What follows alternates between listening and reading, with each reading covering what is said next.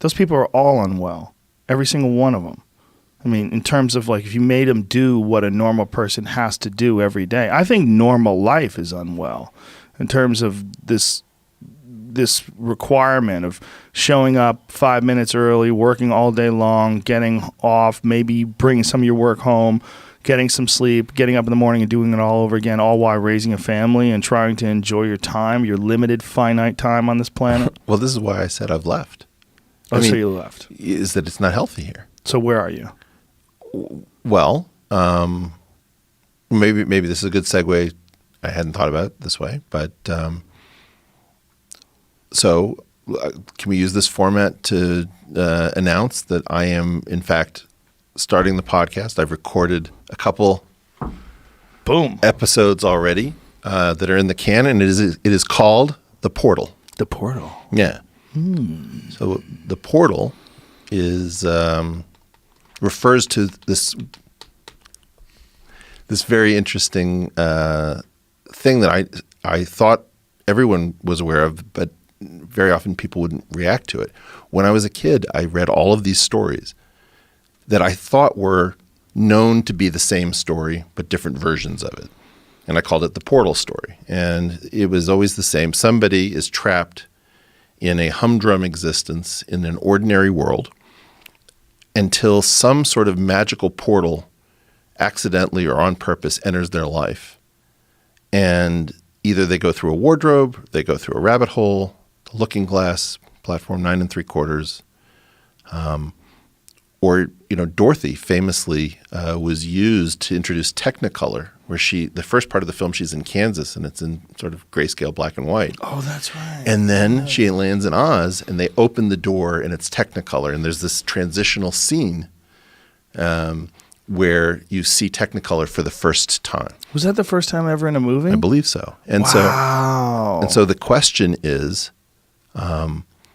where's the portal? Like, why do we tell the same story over and over and over again with different protagonists, but it's always the same formula? It's somebody is trapped in an ordinary world. They're around normies. They find the portal, and the portal becomes the call to adventure. And they spend time in the alternate universe, and then somehow they're able to live. Very often they return. If you remember the Phantom Toll Booth, Milo gets this present of a car and a toll booth, and he goes through the toll booth. And what is that from? Norton Juster was the author, and Jules Pfeiffer did the illustrations.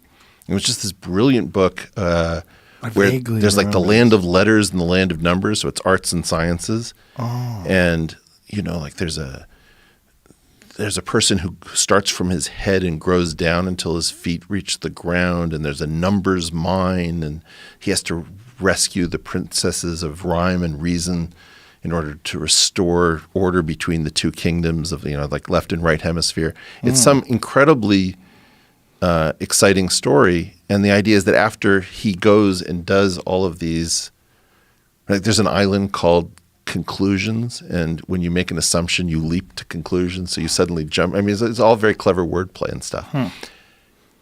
At the end of the adventure, the toll booth disappears because it has to go to the next kid who needs it, And so my question was always, why on earth would we tell the same story over and over and over and over and over again? It has the same format, and it's always a different context. And I came to believe that this story is actually this unkept promise for most people, that in their adult lives, they don't find these portals. So, for example, have you ever been to Barcelona, Spain? No. There is a church in Barcelona, Spain, which is plenty impressive from the outside. When you go inside, I've been looking at pictures of it my entire life, called La Sagrada Familia. It is a psychedelic drug trip and a half like you've never seen. It is the most bizarre interior space I've ever seen in my life. Can you bring up the interior of this thing? Whoa. And on the one hand, it induces like a hallucinogenic state. On the other hand, it's an idea of what this architect Gaudi, now Gaudi is very famous. He did a lot of buildings around Barcelona. There is nothing like the inside of this church on this planet. And whoa. fuck, that's beautiful. And if you look up at the roof, Wow. and like, Look at most that. things you're sort of prepared for them your whole life, and then you see it and you think, I guess that's cool. I've been seeing this thing my whole life, and I had no concept of what a genius this human being was, because nothing he did. Look at the outside of it. The outside of it, I mean, look, this guy. Fuck is If he amazing. never did the inside of this church, he would be a very famous and idiosyncratic architect. Wow. But Are they doing work on it there? Those they haven't cranes. finished Yeah, it it's yet. not And in done. fact, he's such a genius that they can't finish it in the style that he started it, because nobody knows. It's like an unfinished symphony. What would you do? Nobody's smart enough to finish this church. Wow. Look at that roof on that place. Okay, now that is a Ceiling, portal. rather. That is a portal, right? And when I was on this program before, I thought long and hard, what is it that I could push out to the planet to let people know how wonderful and beautiful the world that we live in is? And we pushed out the Hopf vibration, and suddenly, if you recall, I said to people, this is the most important object in the universe, not the Hopf vibration in particular, but the class called a principle bundle, which people have no idea it's out there. And it is the basis of the construct in which we live. So how is it that a normal human being can make contact with real physics, with real beauty of biology, or just understanding order, symmetry, all of these things that are beyond normal experience? And what I hope to do with the podcast is to have amazing guests and interesting conversations. But thank you for that, Jamie. That guy was on drugs. That guy was. He was drugs. Well, that's remember that's what Dolly said. Somebody said, "Dolly, do you take drugs?" He said, "I am drugs." Right? Another Spaniard. Yeah. Spaniards are really something. But that is very similar to psychedelic states. Well, maybe some people have access to them all the time, right? In part. Well, there's actually an illustration that sits above our sink out there from a guy who has a tumor in his pituitary, or his not his pituitary gland, his what is the one that they think produces DMT?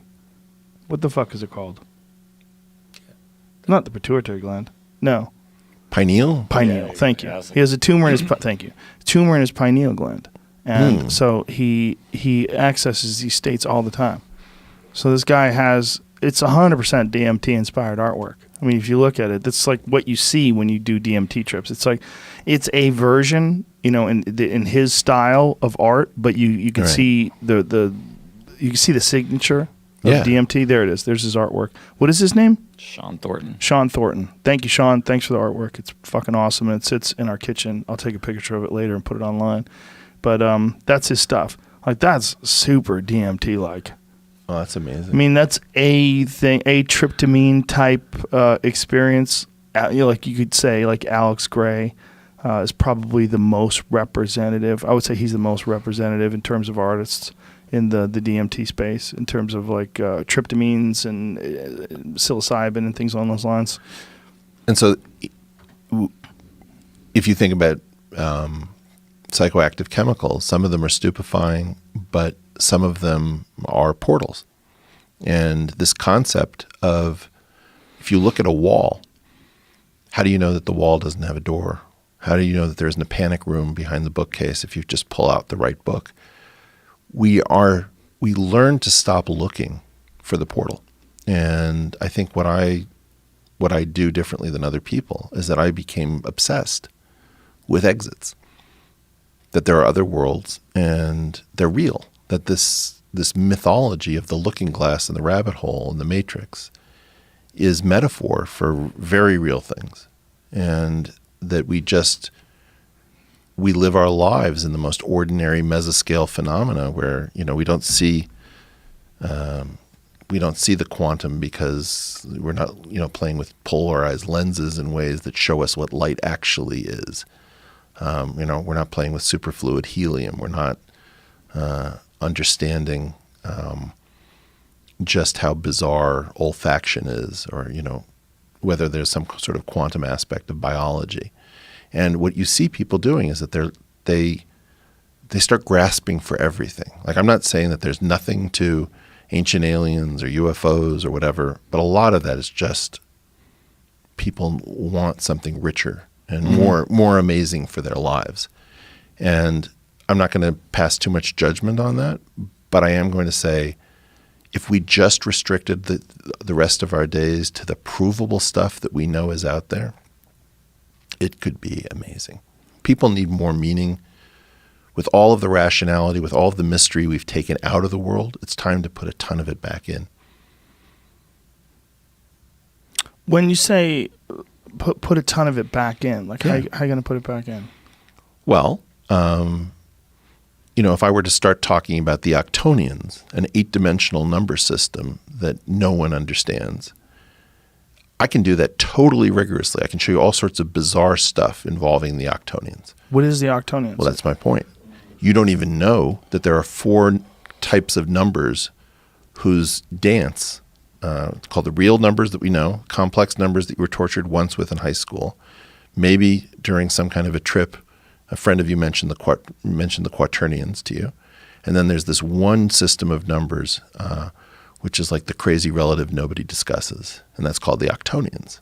And the octonians are so weird that mathematicians don't even really understand why they're there. That's an octonian, that thing?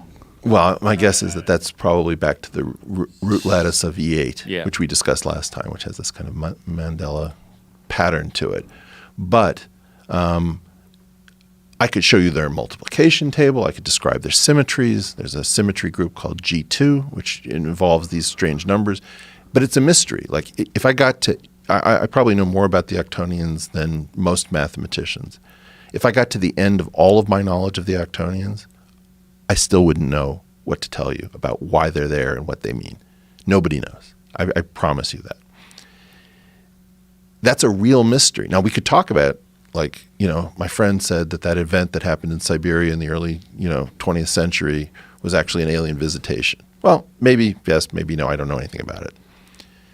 If I just focused us on, like, what we know is out there that we don't grasp, which is 100% rock solid, it provides so much mystery and meaning and invitation to adventure. Like, if you're looking for a hero's journey, I'll show you a ton of these things, and it's empowering. It's just incredibly empowering